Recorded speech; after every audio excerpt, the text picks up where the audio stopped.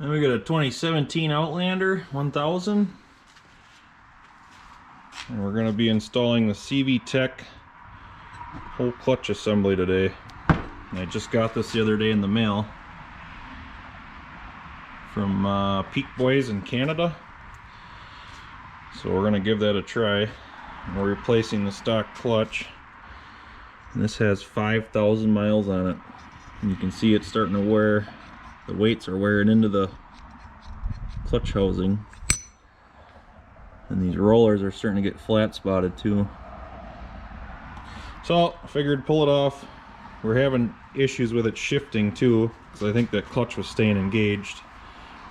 So we're going to put the CVTech in it and see how that performs.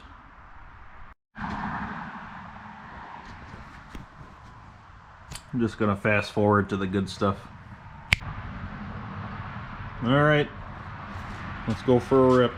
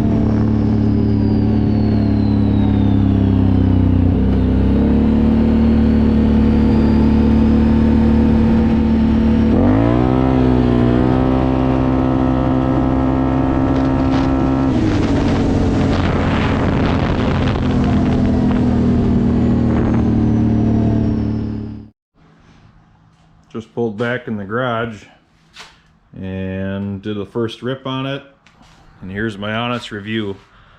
I'm happy with it. I'm not blown away, but it also needs some more tuning. It was hitting the rev limiter. I get up to about 60 miles an hour at full throttle and I was hitting the rev limiter, and so obviously I need a little bit heavier spring or weights. I'll have to call the company and find out. But bottom end is a huge difference, and I'd say that's most noticeable.